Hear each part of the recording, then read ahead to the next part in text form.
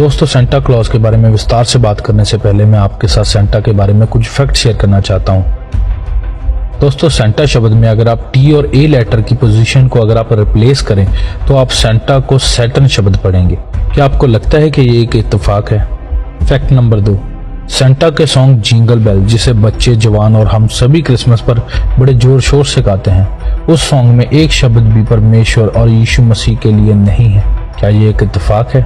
Fact number 3, Christmas पर बच्चे अपनी विशेष खुदा की बजाय सेंटा क्लॉज से मांगते हैं और सेंटा क्लॉज को कहते हैं कि वो हमारी इस जरूरत को पूरा करे, वो हमें ये गिफ्ट दे, वो हमें वो गिफ्ट दे। क्या आपको ये महज एक इत्तेफाक लगता है? फैक्ट नंबर 4, बहुत सी चर्चेस में क्रिसमस पर आप सेंटा को देखेंगे, मगर बाइबल में एक शब्द क्या, एक बिंदी पे भी सेंटा का जिक्र नहीं है। क्या आपको ये भी एक इत्तेफाक लगता है?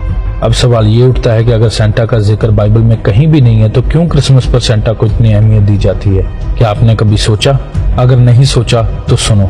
शैतान शुरू से ही खुदा की हर चीज पर अपना अधिकार करने की कोशिश करता रहा है, जिसमें वो हर बार फेल हुआ है। जैसे कि बाइबल में लिखा हुआ है, लूसीफर यानी शैतान ने खुदा से ऊंचा तख्त व ताज बनाने की सोची ताकि सभी लोग, सभी स्वर्गदूत उसे जलाल दे, मगर वो उसमें फेल रहा।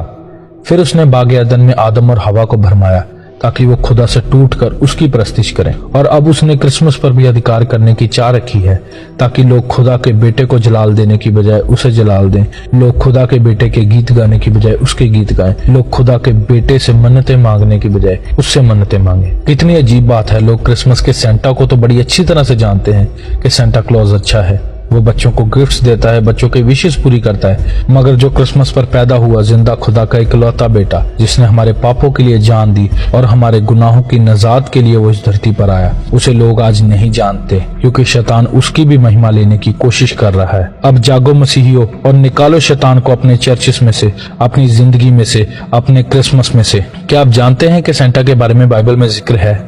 जी हाँ, सेंटा के बारे में बाइबल में जिक्र है। सेंटा वही है जिसके बारे में बाइबल में लिखा हुआ है कि ये भेड़ की खाल में भेड़िया है जो कि भेड़ों को फाड़ने की ताक में है। जी हाँ, सेंटा वही भेड़िया है जो मसीहियों को भरमाने के लिए आता है और मसीह की भेड़ों को फाड़ने के लिए आता है। मेरा सभी प्रचारकों से यही कहना है कि वो अपनी कलीसियों को जरूर सिखाएं कि सेंटा शैतान है, ताकि लोग अपने बच्चों को सेंटा की पोशाक पहनाकर उन्हें शैतान ना बनाएं। उम्मीद है इस वीडियो के द्वारा आपको बहुत सी जानकारी मिली होगी, इसलिए इस वीडियो को अपने भाई बहनों, रिश्तेदारों, सगे संबंधियों के साथ शेयर जरूर करें। आप अपने प्यार को, अपनी सपोर्ट को हमारे फेसबुक पेज को लाइक करके, हमारे यूट्यूब चैनल को सब्सक्राइब करके दिखा सकते हैं। आप